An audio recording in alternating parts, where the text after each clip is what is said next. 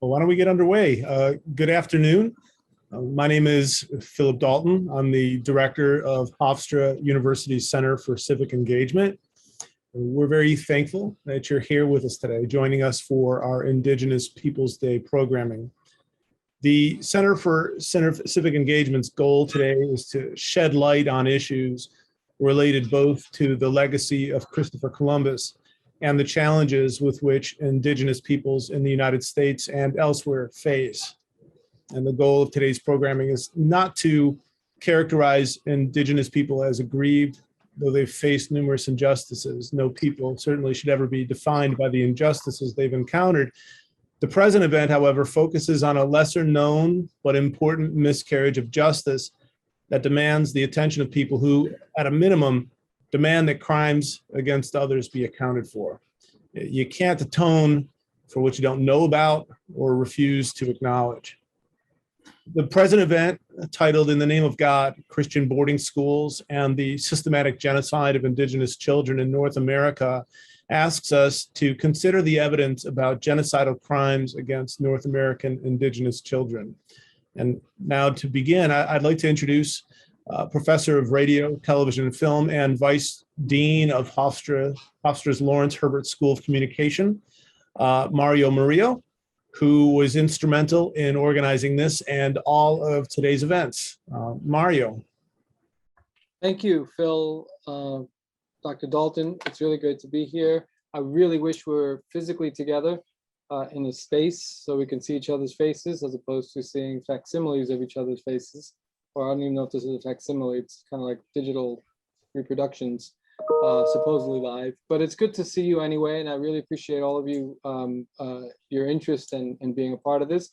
This is the third year that we've done Indigenous Peoples Day, even though it feels like so many more years that we've been, I've been involved in some of this work. It's kind of sad to say that I kind of got into the game late, as I said early in the first session, in doing this work around working alongside Indigenous communities and struggling for the rights of Indigenous communities over 30 years now, since 1989, 1990. So it's hard to believe it's 30 years. But even I started that late because there was a lot of movement for many years before that. Obviously, we can say 530 years now, but even before, in the more contemporary context, for the last 45 or so years in which there's been a movement to draw attention to this profound contradiction of celebrating and commemorating Columbus Day on a day like today, and not recognizing what that represents to so many people throughout the hemisphere, right? And so, the idea is to challenge that contradiction.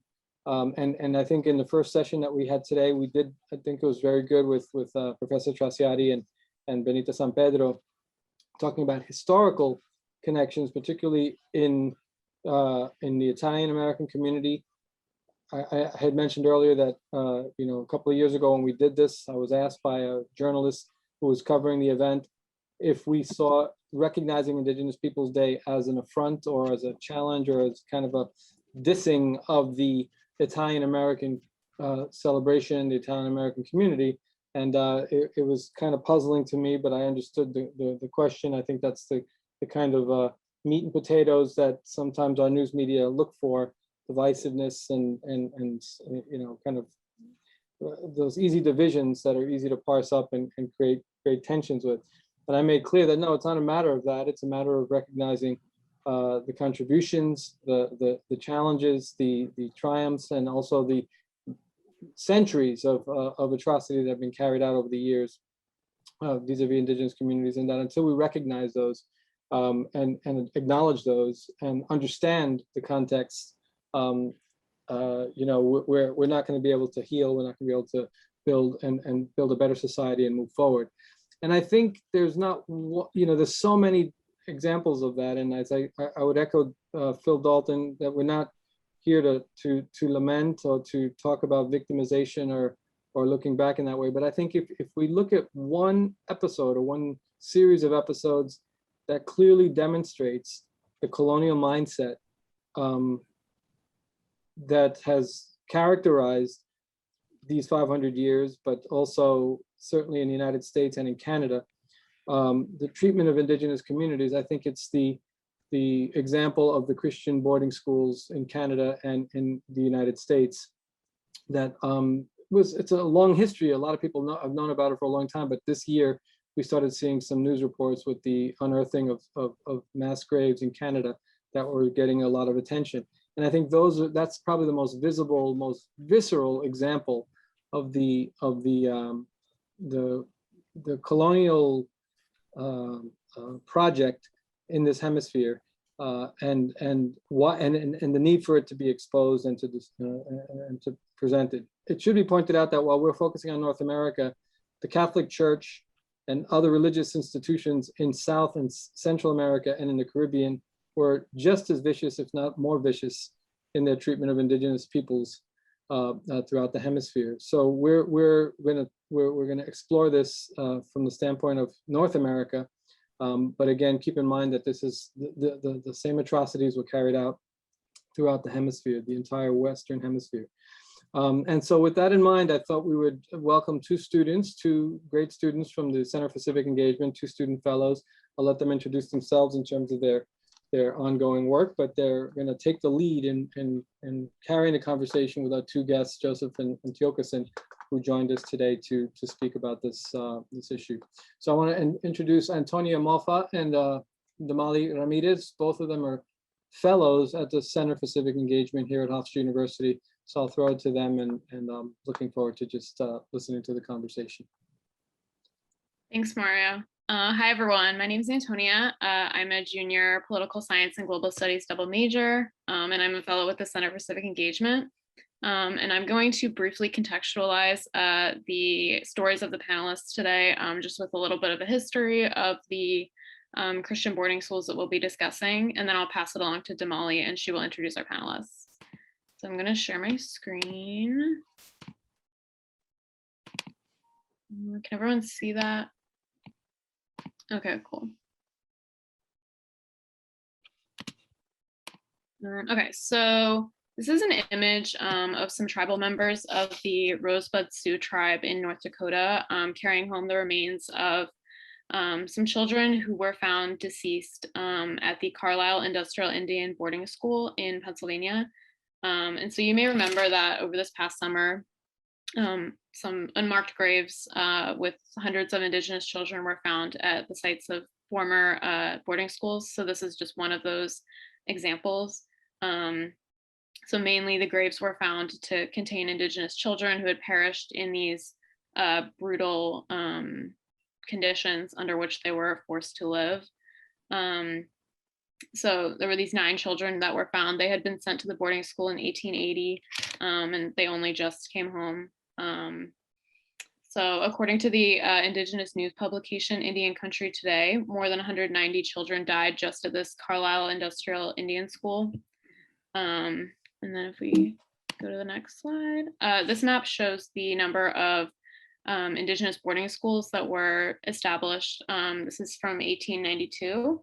And it shows there were over 20 in the US at this point. So it kind of shows how widespread they were across the US. And then here is the same thing, but in Canada. It shows that there were actually more in Canada.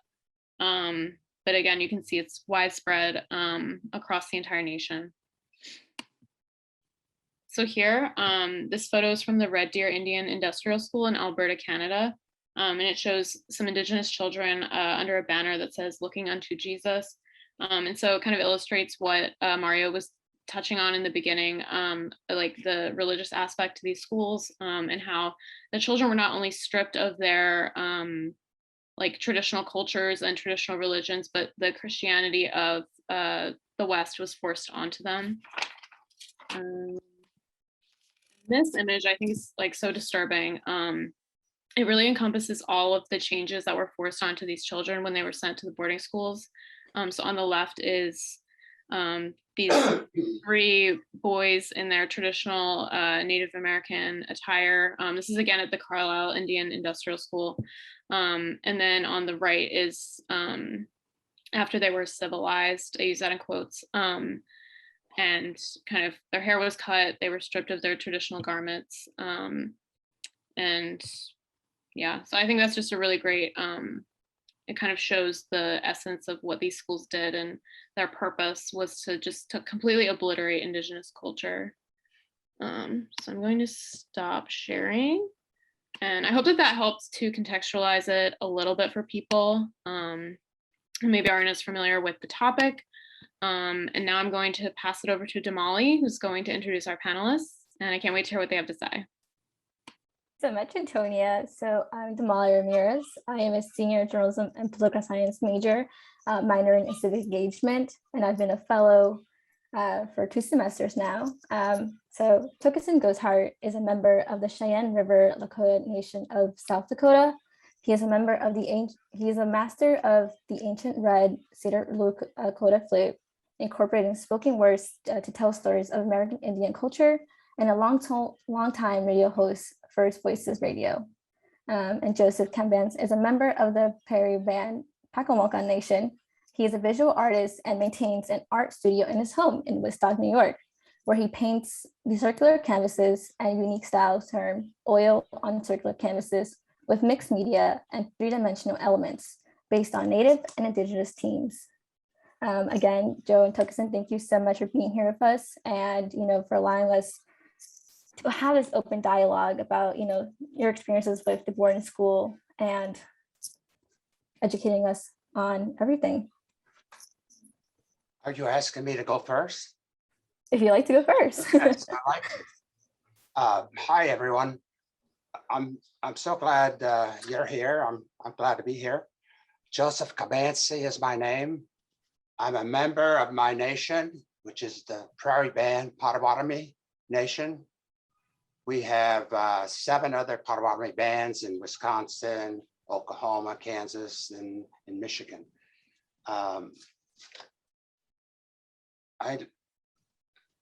In our introductions, I'm a student. I was a student. I'm not a student now. It sounded like we were students, but I mean, we are students now, but we're not. I was a student at the school, and and also I was a survivor at this Catholic Indian boarding school in South Dakota, which I'll talk about just a little more. Where I attended, it was known as Marty Mission, which is another name it went by was St. Paul's High School, Marty Mission, Marty, South Dakota. My time there, I spent 11 years in that system from my age of 5 to 18.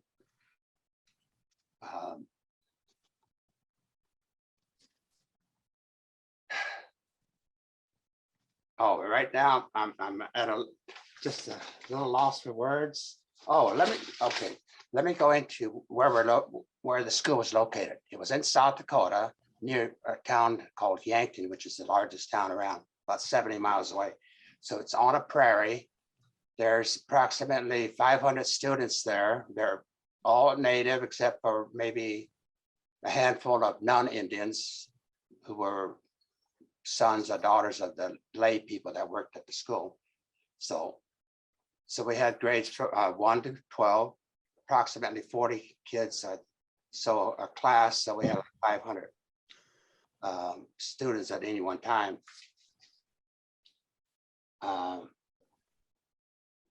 And what's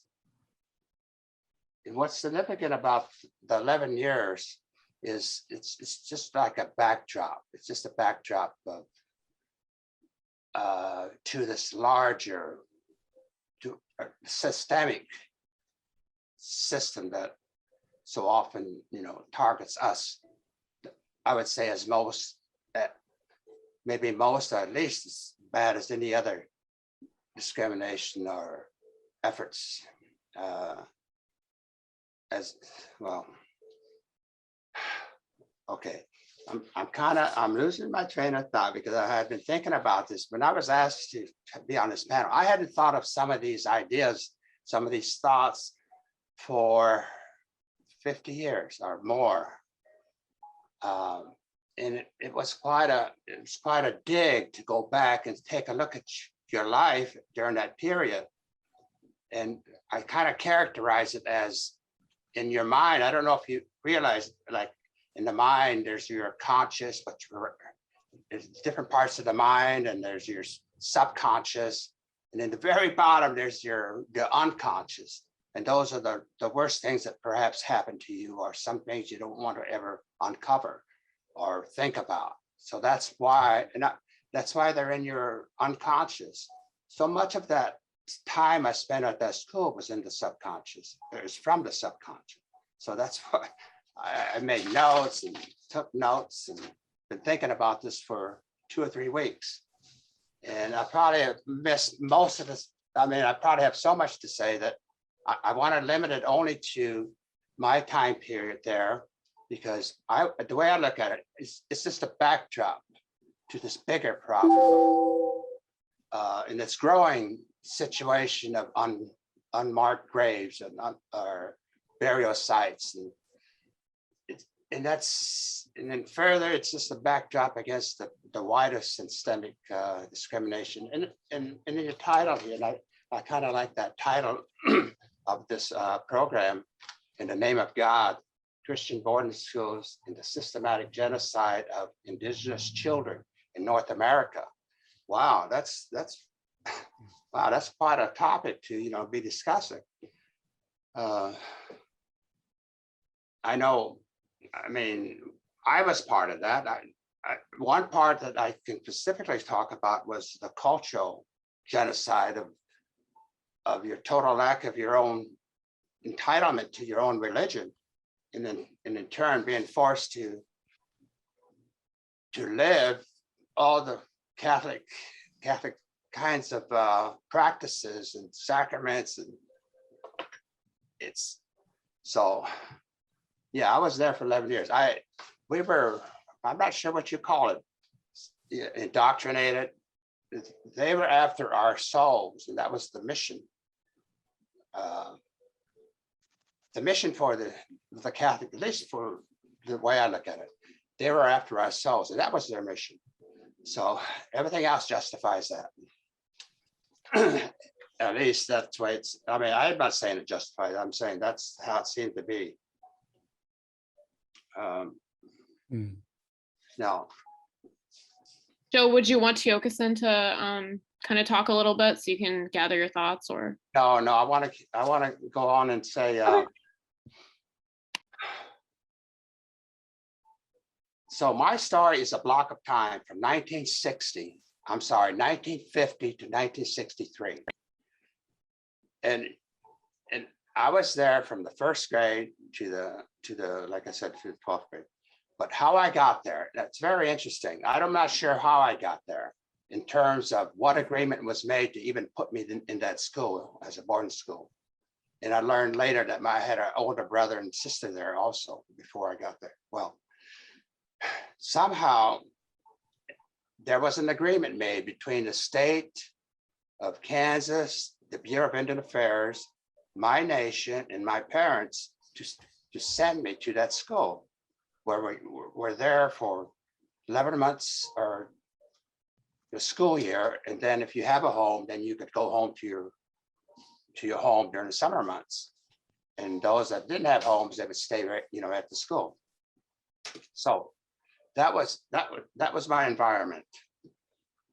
And what made it harder is when we're there, at least in my case, and in my case is very similar to a lot of other cases of students not having the kind of home environment that would support a home for you. So I'm there. So I'm there, and luckily I had my two sisters and an older brother. They were there, and they nurtured me to the extent they could, because I was 5 years old.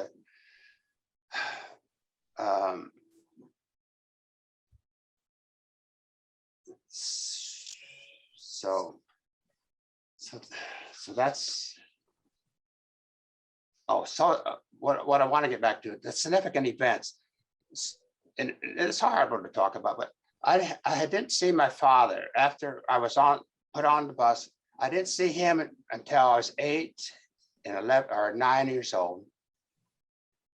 I saw him twice in my life, and my mother I didn't see until I was 14 when I went to live with her. She had a small apartment in Topeka, Kansas.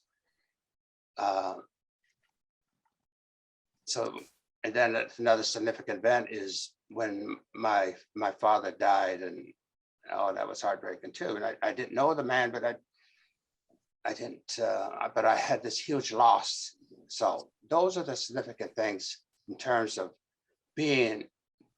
having the absence of your parents in that school. Like I said, I'm talking about myself because it's just one story as opposed to all the thousands of other stories we have. That, and even my parents, and my mother told me once she went to a school called Chilocco in Oklahoma. It's a boarding school. She never talked about anything else. So during the question and answers, I can answer any questions people might have, or talk more about what I think about being indoctrinated as a Christian, that kind of thing, which of course I left once I left the school. So at that point, I don't have anything else right now. I just want to give you some idea of what one person, how I look at it and view it as a drop in this, our bigger movement. Okay.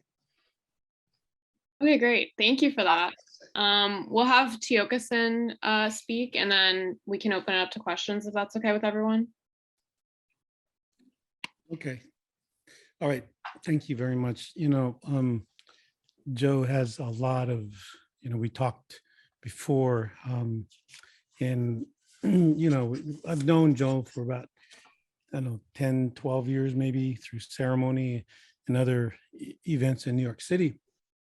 But I always found Joe very humble with his knowledge. And just recently we talked here up in the Catskills and about this event. And I'm very, takes a lot of skills to have bravery and courage.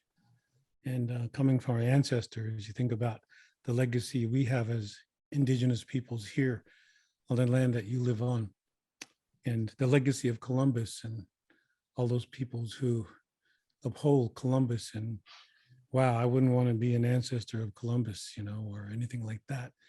But let's just put it this way, that I want to really talk to the issue about that, well, let's do it this way, that these original inhabitants of this territory, that there are many more descendants living with what is now called Long Island, right? So it's important to honor those, the Sewanhaki, the Wampanoman, I'm doing my best here, Wampanoman, the Pamanaki, the Canarsie, the Rockaway, the Metacoke, the Merrick, the Massapequa, the Sokoge, I think they call it, Secatog, Setauket, Patchogue, Korchog, Shinnecock, the Manahasset, the Montauk, and unnamed for now, many other nations there that all morphed to use or to live within that island.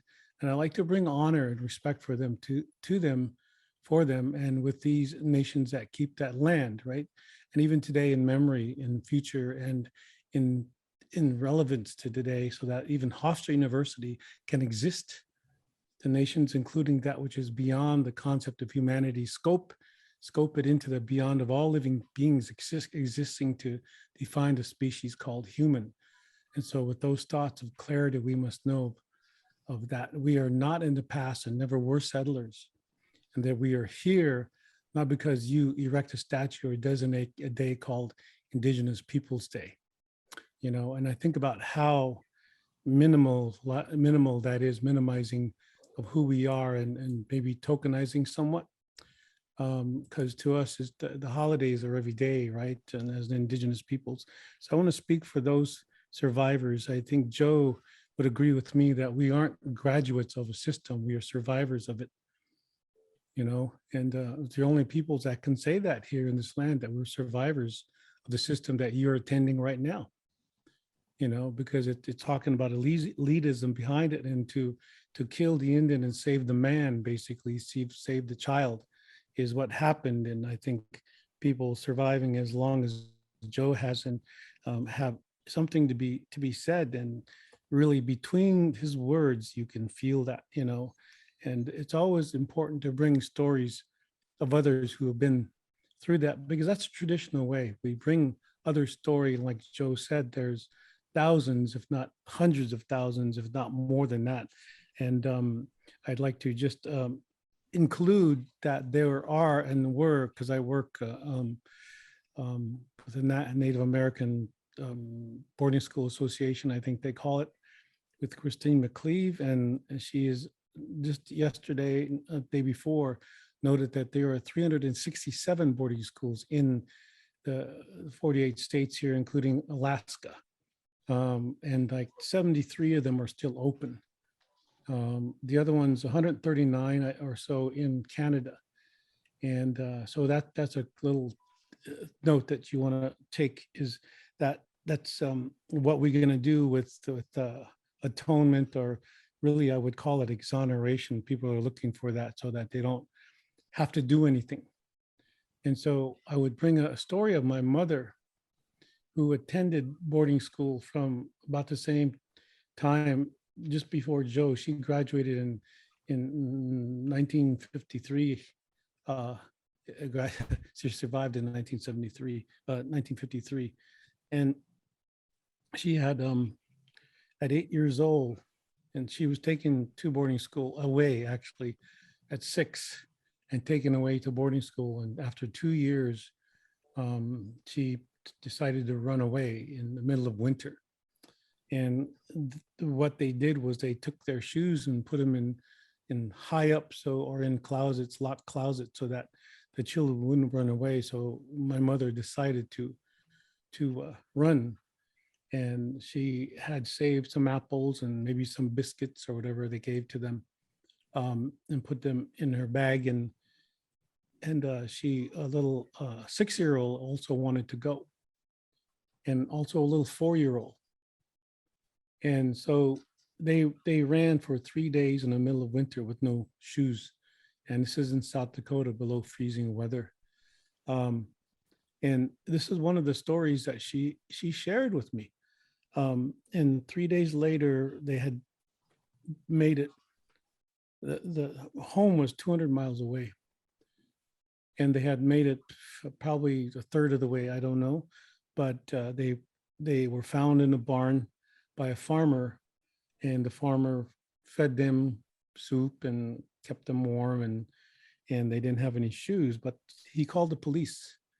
And so she had the 3 little ones, and I had to relate that on the way, she had to carry the 4-year-old on her back as an 8-year-old.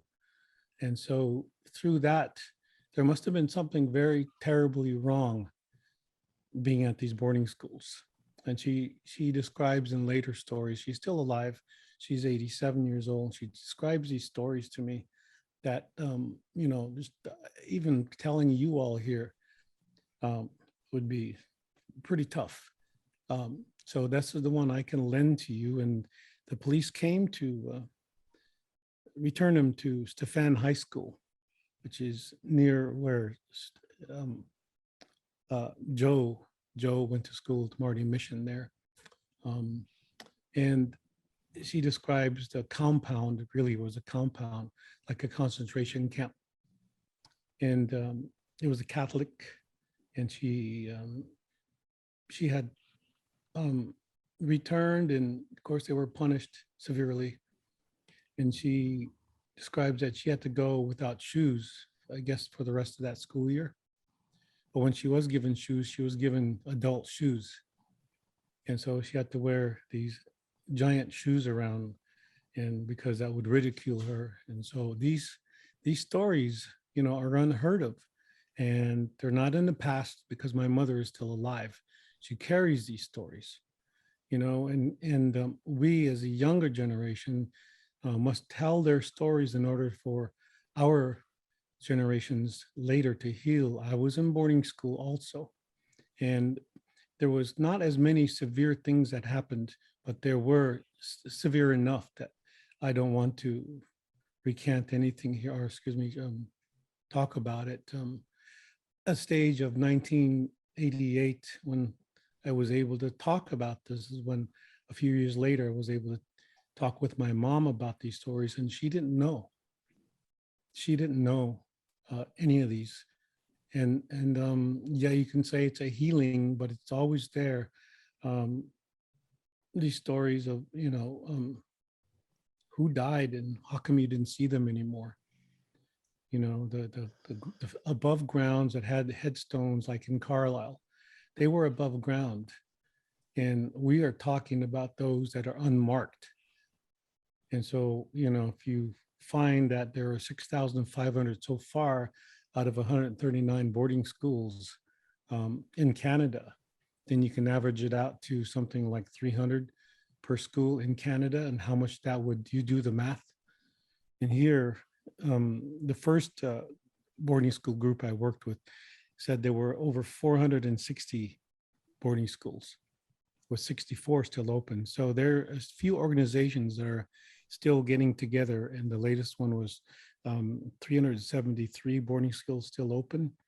But I think that the isolation of our stories, is coming together now, and people like you, students, Hofstra, are understanding this, and maybe it's much more than just an Indigenous Peoples Day, erecting a statue and all that. We as I think it's good to know that there are some natives that aren't mimicking Western civilization, because then that's still the same box, the box of justice, that we're going to find justice in the box that supposedly did this to us in the first place.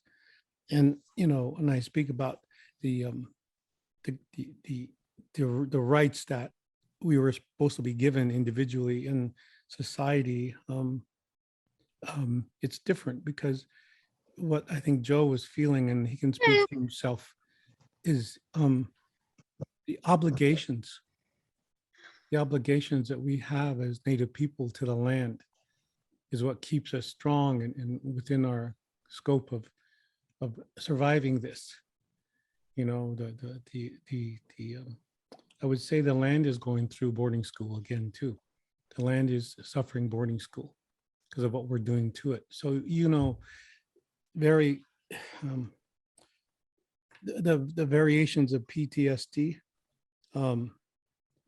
is it varies. And I worked with Maria Yellow-Rose Braveheart back in the late 90s, and she worked at Columbia, and she developed a PTSD chart and compared it with the Vietnam veterans, and that Native people are higher than Vietnam veterans, war veterans, and so we worked with that. And how do we come out of PTSD is by being able to talk about it. And I refer to this again with Joe, that we are talking and discussing things, and sometimes we stop because we don't have the words. I don't have the words, and I want to just put it right there, because I think I talk too much because I have a radio program, so I'm able to talk on and express so many words, and I know my brother Joe there, he's quite the person once you get to know him, the art and things. So we express ourselves. We found ways to do that.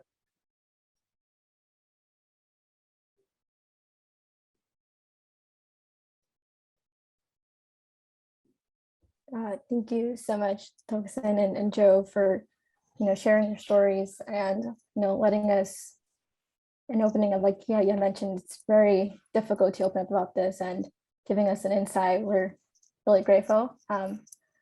And if there's anything else, now we can just jump to Q&A and take questions from the public, and Tony and I can ask questions too, if everyone is comfortable with that.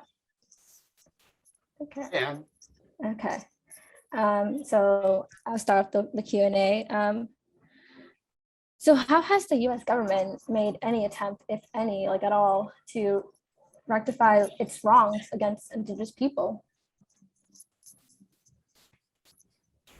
Well, I can go with that. I think, like, U.S. the Secretary of the Interior, Deb Haaland, is now formed this committee to explore, to find, to search, to do more research about these 367 boarding schools is the latest count, and maybe go to the field and have stories, all that you can to bring back and see what can come from it. I would not recommend reparations because that's not what it is for us.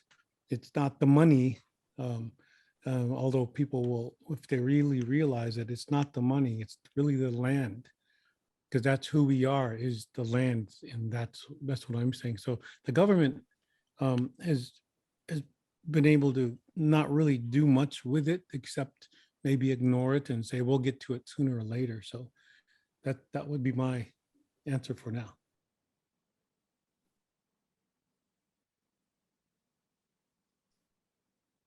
Joe, would you like to answer the question? Oh, it's not on the screen right now. I don't see it on the screen, so.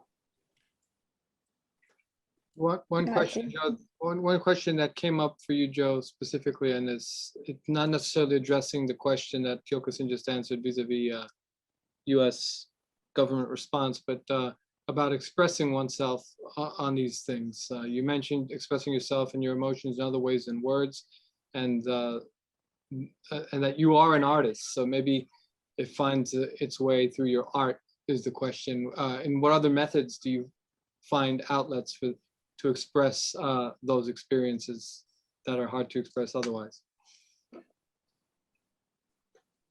Well, yes, I am an artist. I'm the circular canvas artist.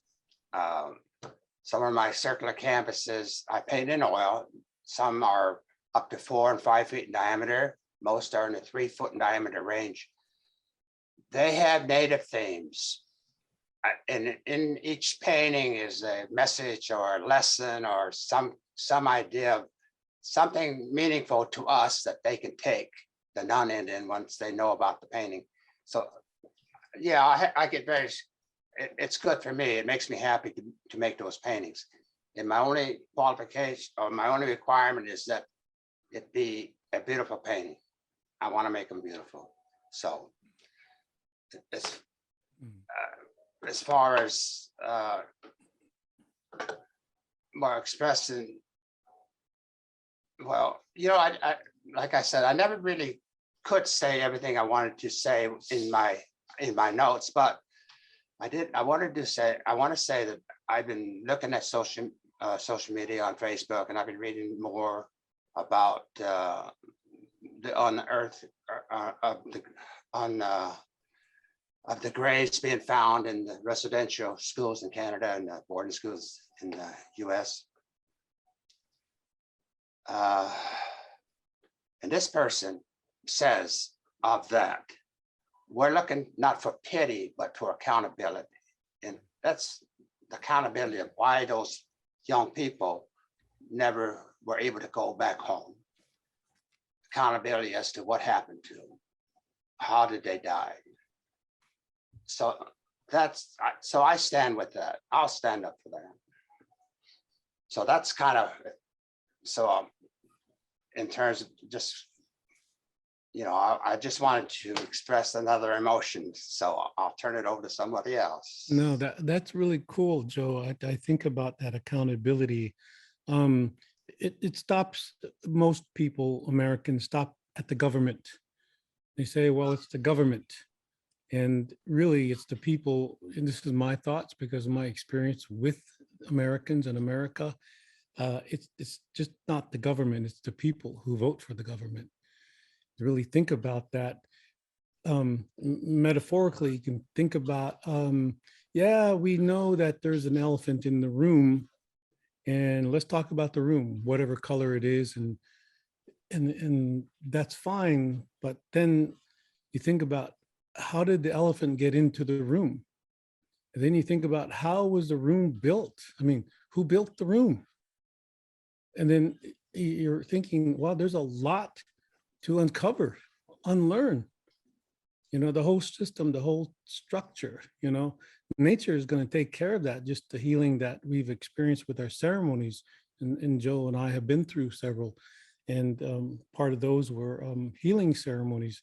And like I said, that, you know, there is generations of intergenerational trauma, but the information, the therapies, the rapist, psychotherapist that came to heal us gave us information, knowledge, and even drugs to say, well, it wasn't so bad. Here's how you're going to heal for the system. But when it came down to it, it was the ceremonies that the land, the nature that really took care of a lot of those, the wiping of the tears, so to speak, that the Lakota have. And I think that's what the government and American people don't understand as well, because they are applying concepts they've learned in their system, in their society, and kind of laid them down on Native people as if we were supposed to behave within the parameters of what they define as life. And I still think that, as Joe said, it's accountability. I think that's what we have to stop. Understanding that it's just not the government or the churches, but it's more the people who still support those unaccountables, so to speak, those principles. And I think there's no escape from that reality. You know, there's no exit strategy. So people are going to have to come face to face with that accountability.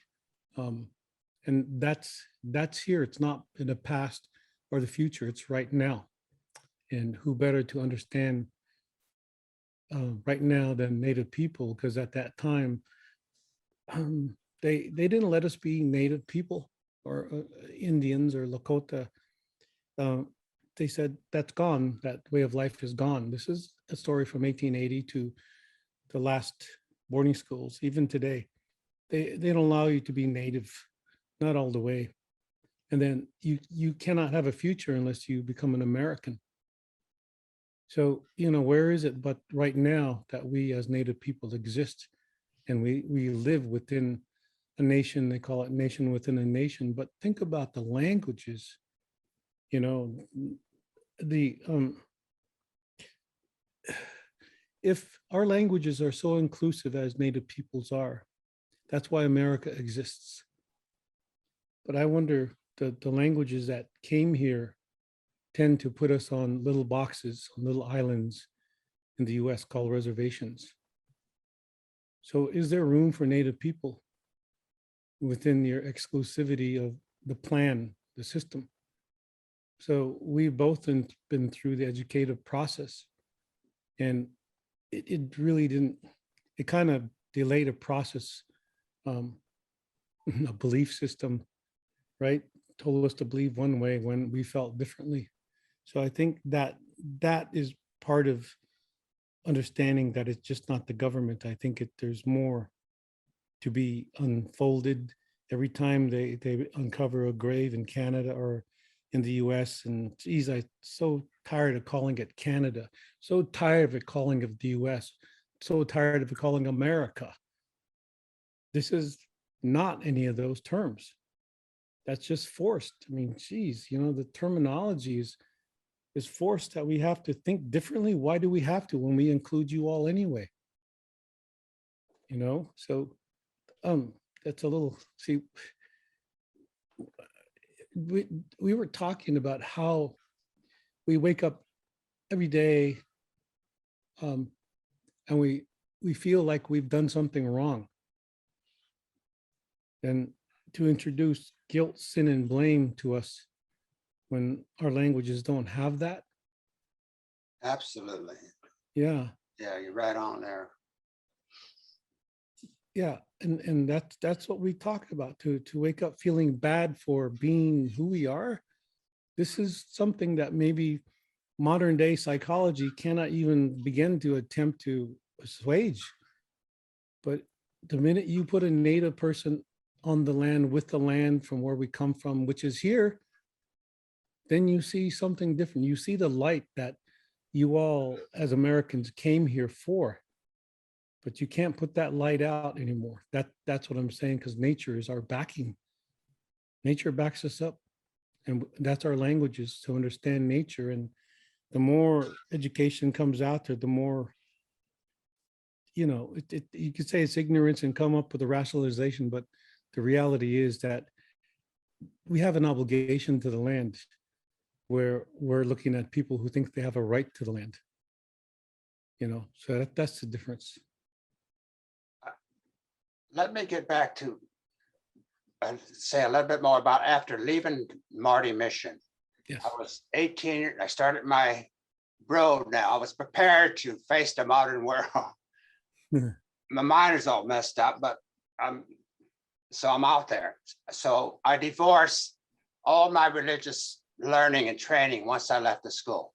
Never went back for anything that I ever took serious. It was all forced. Well, anyway, from there, I was educated. I started a career with New York State government in affirmative action, equal opportunity, diversity.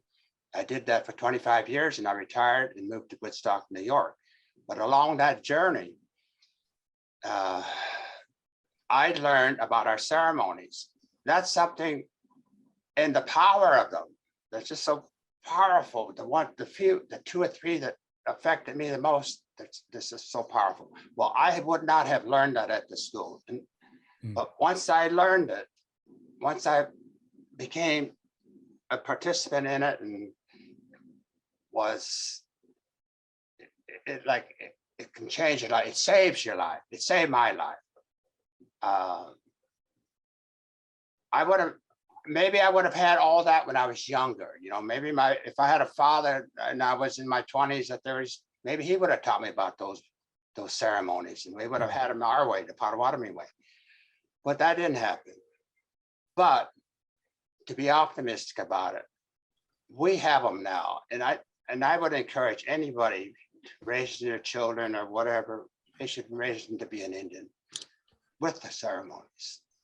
You can't go wrong with that. But it may be the hardest life, but it's one of the best. So. Wow, that's great, Joe. I want to answer something that on a chat box here from Laura Bellinger to everyone. She said, the stories like both of yours are so important, but how do you think development in technology and social media helps or hurts this? I come from the time of when there were no cell phones, when technology we have running water, but it's called a stream. We had no electricity, and Joe remembers these things, and to go to a place that was cold and you were hungry a lot. The few years that I spent there, it was like, wow, that it made a mark. And then you go and Joe said he escaped when he was 18. I did the same thing when I was 16 because I got it. I said, I better get through the motions of education. And then at 17, I hitchhiked around the United States when it was possible. And I had no idea. I just needed to go because I was put in a cage for so many years. And then even when you were outside of that cage, you were still in the cage up here. You were still in the cage, and there was not room for you unless you fit the romanticized version of what a Native American is or American Indian. And if you said the right things, then you were given your bowl of cereal. So I think it's now you're experiencing a lot of Native people, Indigenous peoples who aren't saying that the proper things to fit inside the box anymore, because we don't come from an extractive society as extractive people to go outside and bring it back to the box. That's what I'm saying. That what kind of justice is that too? In the box justice, like Jack in a Box, and it's all fun and games, and here we're going to have fun. So, the anger is still there. We have to deal with our anger. Some would say, well, if you only got with the program, but yet when you come back and have an understanding of who we are through the ceremonies, like Joe says, you can't take that away. And that's what they try to take away when we were small, but we had some sort of courage forte when we were these little beings watching all the other ones disappear. Responsibilities within a boarding school, being an older one, watching the younger one and making sure that they got in line properly, and they made their bed properly. And when they didn't, it was on you. It was on you, and you got punished for them, and they got punished also because they, that's just the way it was. And I've been to Marty Mission. Even today, you go there and there's a few years ago, and there's giant fence up around all of it. And it looks like a prison. And I think that's what I remember, Joe, from Marty Mission, you know, these institutions. Hmm. Yeah. Yeah. So, Oh. yeah, I didn't talk about the technology and social media, but yeah, I think it's helpful right now as it is. But who controls this? Who controls it after a while? Is it say, well, you Native people need to go out and get your own and get busy with it and be like us when we're losing our ties to the land and our languages and our ceremonies? I think that's where we need to stop and look. Are we just replicating a system of domination? So I could go on further, but I'll stop right there. Thank you. So someone else in the audience wants to know, what is one thing or a large takeaway you want people to remember from this talk?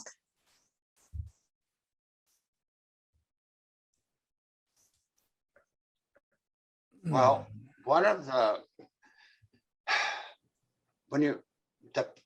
uncovering the unmarked graves, it seems to be getting larger. Yeah.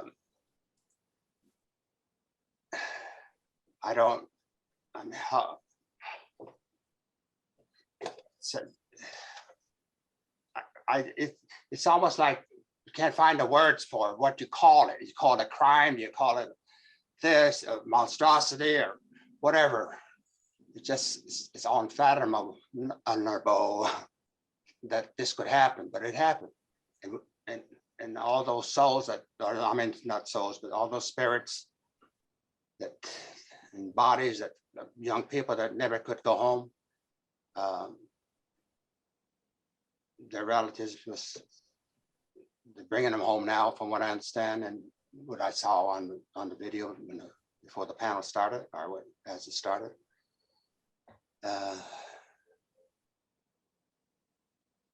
So I guess we'll just stay with the story, see where it goes.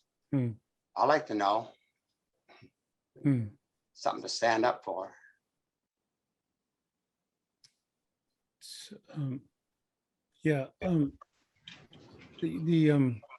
I think about the present moment and engaging with Native people here right now. Consider how you deal with us, how you talk with us, and how we are the same, how we have different mannerisms and customs, and a great deal of silence between, especially if they are Indigenous person who speaks their language first and then later. And are you involved with fluent language speakers? You know, and I think that's important because there will be more of us to do that. And again, I said that tokenizing or minimizing our significance of any kind of knowledge that we have, because science is a step or two behind our knowledge. And it's very complicated. It's very complex, not complicated. Complex, our knowledge, and it's very the systems are not just trinket symptoms or systems. And I think that we hold community different. It's very non-anthropocentric. We're including nature, or what you would call nature, and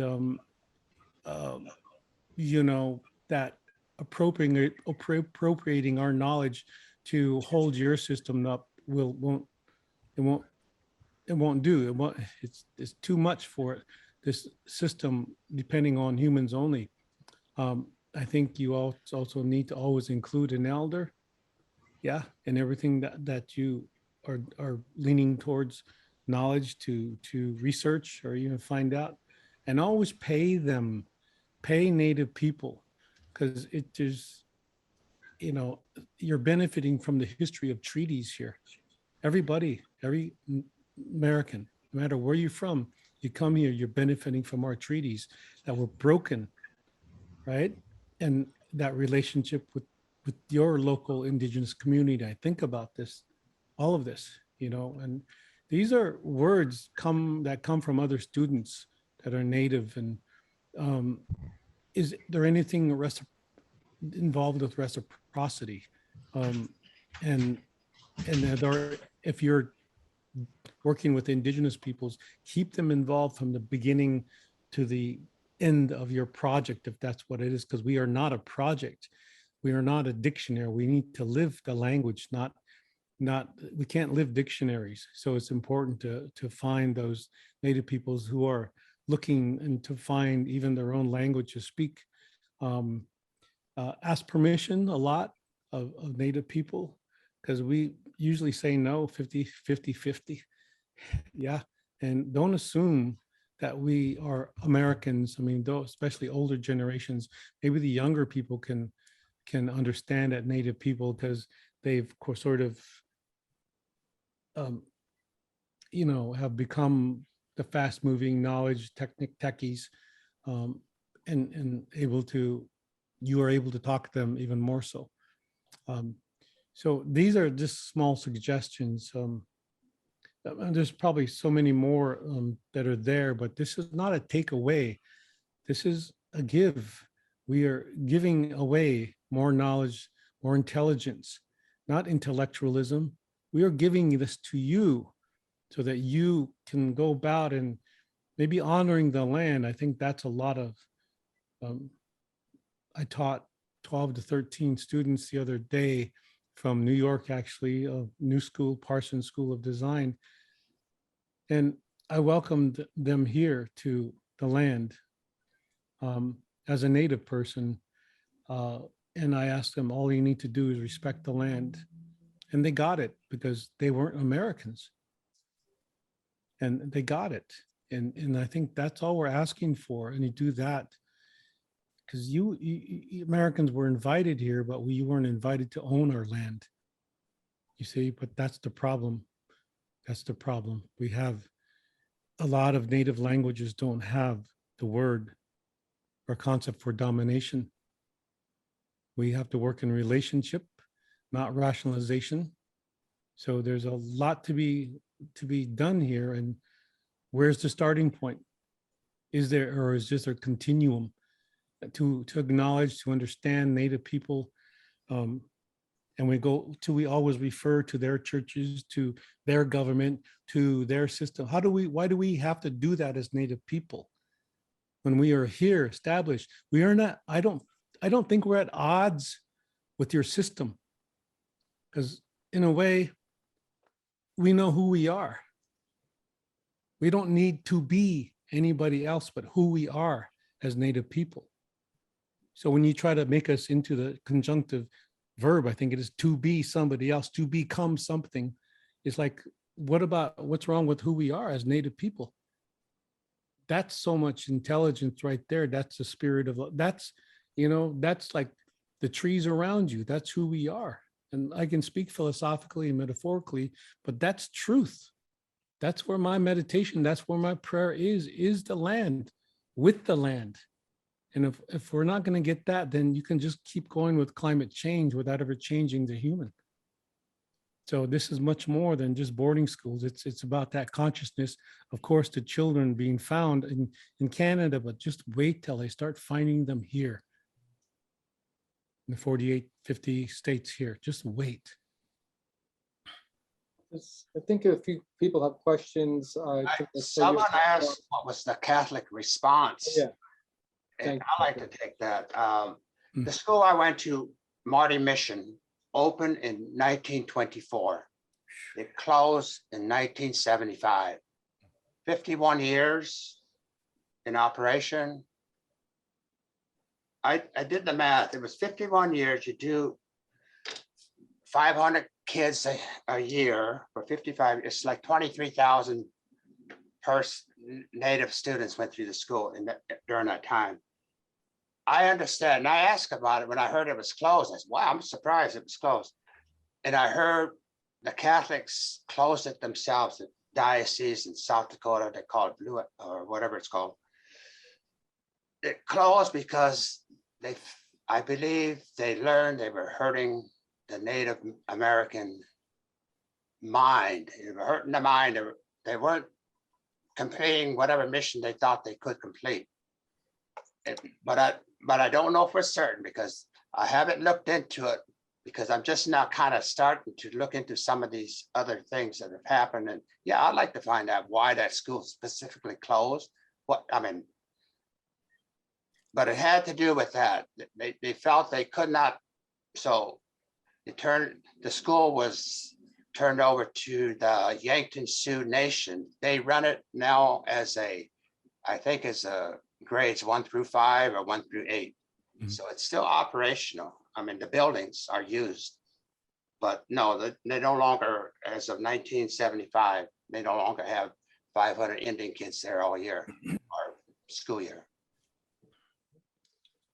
So Great. Paige, I don't know what the response is.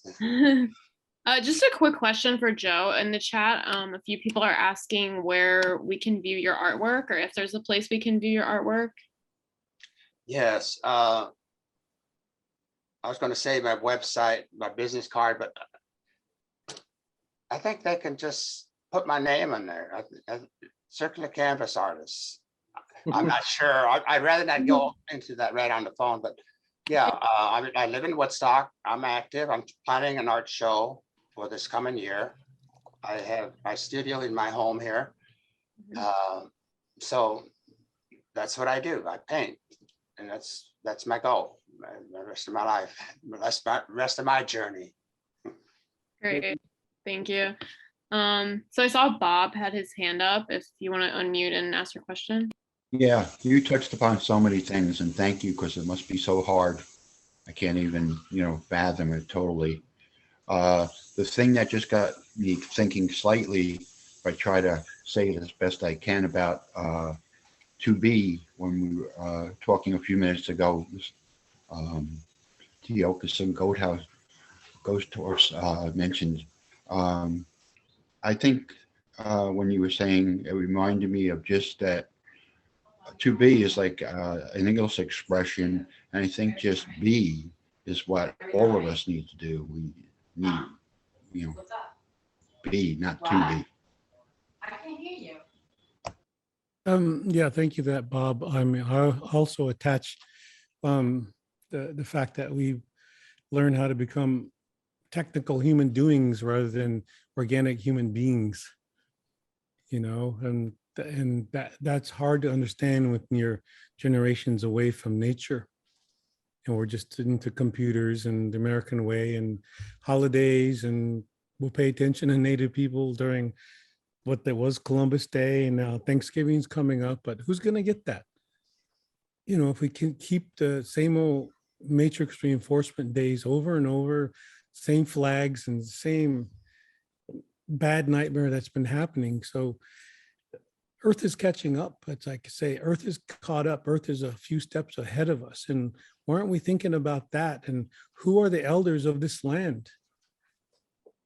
No matter what has happened to us as Native people, we are still the elders of this land. We know how to live here. Those rockets that the examples of Bezos and whatever the other ones are, they're going up and having fun up there. At whose expense? And is that what you want for your children, for the future? And that's what I think. So when we go back to the boarding schools, is that might have been a launching pad to take more resources from the land to make us really confused and culture in disarray, so that we can sign more papers to give away more rare earth metals. And Standing Rock is an example of our resilience, not resistance. Standing Rock is resilience, to say that we know where our power comes from, but what's the American doing? They're trying to take that power, and then what? Now what?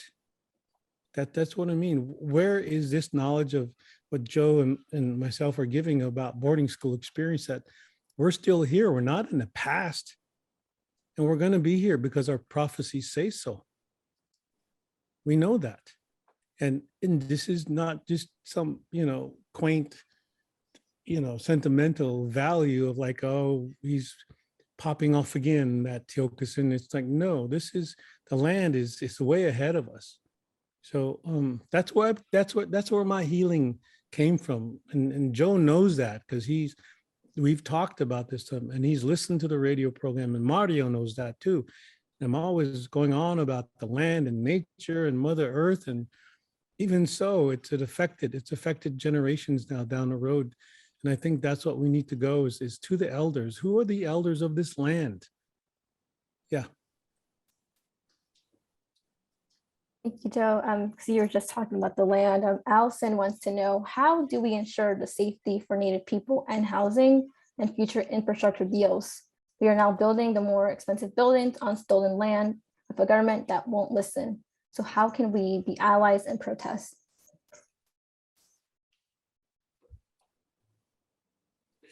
Well, Joe, if you have any words. No, I'm not,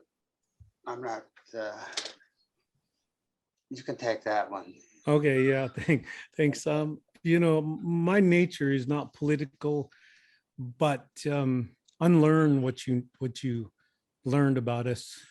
Start over, because you guys like to go back to the drawing board a lot and reinvent and continue to reinvent as if it was a new thing, and you want a new paradigm and new narrative.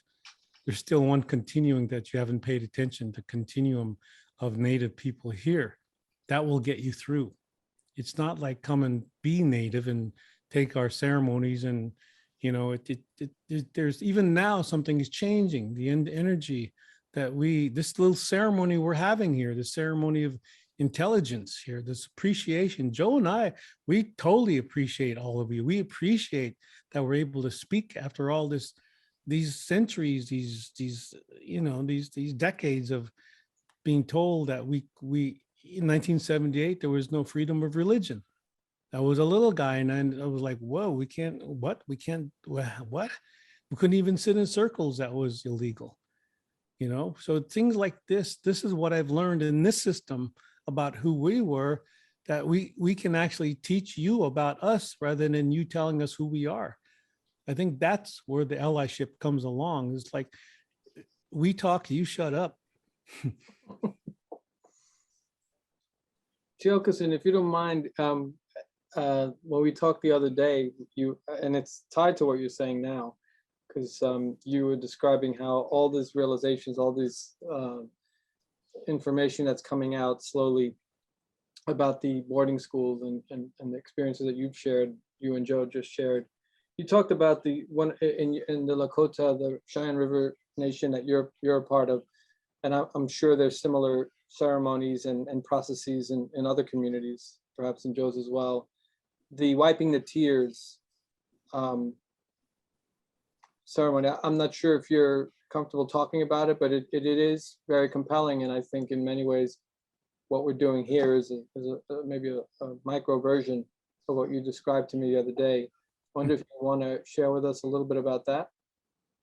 Yeah, I do this with great respect and little knowledge, but that I know that I've experienced wiping the tears several times. And again, I could read all the books in the world and think that I know how to heal, go through all the therapies, and that is new. Psychologies are new in the Western, with the Western mindset. But these ceremonies are older than any religion. They're based in spirit. They're based on recognition of energy and how the languages describe the energy and the motion of the energy, and not nounify everything to death and give them salvation point mentality that the earth is the medicine, the language is the medicine. So the ceremonies that hold, the language that holds the ceremonies are also the medicine. And so that's what was being taken away. That's a result of we as young natives who went to boarding school, we don't speak our languages fluently anymore. But we know now that that's what they try to do, is take our consciousness with the earth, and wiping the tears is bringing the past right here. And that's why we can go forward, because, you know, when I realized that we call them the ancient ones, or ancestors, they actually went into the future. They went ahead of us because they died first. So they went into ahead of us, and now we are following them, just like the elders of the land, the trees, and they've been here forever, and we're following that. We're listening to that. And that's what they cut us off and tried to sever us. that spiritual umbilical cord and then make it into conceptual rationalizations that God is away from here and will force this upon you. And those psychologies, those spiritualities among Native people are so old, the term time immemorial. They are still in place, and I will defend that all the way because I know they're real. So, you know, I can, yeah, I've seen natives bring rain, but I haven't seen a Catholic priest do that. You know, I know this is working, but the other one is kind of like in a hopeful, wishful state. I know it's all good. It's not that I'm putting it lower. It's like there's a different way. There are different ways here. And maybe that's when you have to understand allyship comes in, that we have our ways and they're not religious. They're always been connected and they haven't left us. They're in our DNA. And those of you who are native here in this Hollywood Squares also understand that too, that this DNA is of this land, and it's our job as elders to show, not teach or instruct like a manual, but to show them how to live here. And what little we have, we can still do that. Yeah. Thank you, Tiokasin. Not sure if there's other questions. I just did want to, we have about 12 minutes technically on the schedule, and we can continue this for much longer, hopefully wish. But just to let folks know that at 6:30 today, in many ways continuing the presentation right now, we're going to be showing a film as part of the, it's part of the Indigenous Peoples Day event series that we've been doing all day. And it's also part of a film screening series that the School of Communication and some other units on campus is putting together, the intercultural engagement institute here at Hofstra. They're going to be presenting Indian Horse. It's a film about it's a pretty strong film about the schools in Canada. It's based on a book by Richard Wagamese, who's a Ojibwe author. He wrote a novel called Indian Horse, and it's about a young Indigenous boy who was taken to the school and went through the trauma and the torture of that, and he found his escape by playing ice hockey. And it goes through the whole, transformation there. And it's a pretty powerful film. That's most of it's an entirely Indigenous cast, with exception to the priests and the church goers and the church folks that are in the film. And most of the production staff and team of the film is Indigenous. And it's going to be shown tonight at 6:30 at the Cultural Center, at the Student Center Theater, if I'm not mistaken. Phil, correct me if I'm wrong, but I think it's at the Student Center Theater, taking place at 6:30. So conversation could continue there, but I think the film is, for those of you who haven't seen it, I think it's worth checking out if you have some time later on. Just wanted to throw that out there. It is in the Student Center Theater, yes. So Tiokasin, it's good to know that you say no to everybody, but generally you always say yes to me. So I'm pretty happy about that. That's great. I just want to thank Joe. I think he's got something else to say. Oh, good. I know it's good to talk about his art too, because that's his expression. But I think he's got other things to express. And I'm going to put you on the spot, Joe. Yes, in these last few minutes, you said something about PS, post-traumatic stress disorder. In looking back, when we left the school, by the way, there was never a psychologist or anything like that at the school. That was unheard of. Yeah. But when we left, it's like, well, and my thought is not coming. It just can't come the way I want to present it. Yeah. But I was interested in that post-traumatic stress. It seems like we need that. I somewhere along the line, maybe if I went to, had that or something, or had our ending ceremony, which it came to be, but had we, a lot of us had that. I think we would have been different. Our lives would have been just a little different, maybe a little, I don't know, more secure, more content, whatever it is. So, but we didn't have that. All of us that came out of it. And I haven't heard the Association for Post-Traumatic Stress Disorder treatment to us until a few years ago. So much time, and we lived this all our lives. Yeah. So we carry it with us. We carry the doubt. You made a good point too about feeling doubt. What did I do wrong? Because it was always, what did you do wrong? Because that would mean you would be punishment at the school, or mean you have to go to confession, tell your sins. I mean, I know all that. It seems so weird but we were indoctrinated, we went to church twice a day. We went through all the sacraments, everything. And I'm Catholics, it's good for that religion, but it wasn't good for us, So maybe some more mental health treatment, whatever it is, to address the historical trauma. I know we're always advocating healing.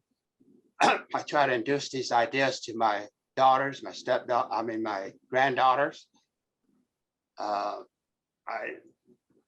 They're learning it gradually, and I'm glad to say that when I told my two daughters who were here last week that I'm going to do this panel discussion about boarding school experiences, their ears went like that. They went, what? They got really excited because they had never heard me talk about that before.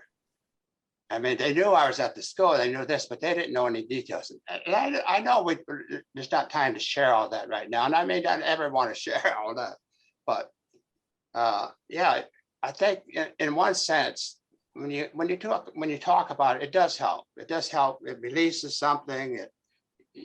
Maybe you establish a little camaraderie with somebody that you're talking with, or whatever it is. It's helpful. Yeah.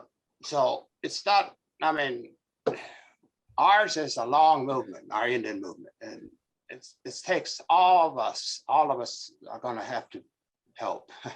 I mean, you right now you want to help. You're involved. I see the others people, and just to come out with this kind of a title and have this discussion, that's a good thing. I'm so glad you asked me to be on it, and I'm glad I've gotten this far through it, and I'm happy. That's great. Yeah, I think we heard the term, Joe, that we only learned how to behave normal to an abnormal situation, like the earth. And I always bring the earth in because that's my medicine. She's only behaving normally to an abnormal situation that humans have created. And so Native people are the same way. So she will get us through, and I think everybody else through. I don't mean to be exclusive or exclude anyone, but I think inclusion is more about relationship rather than connection. Really think about it. Our languages are relational, not rational.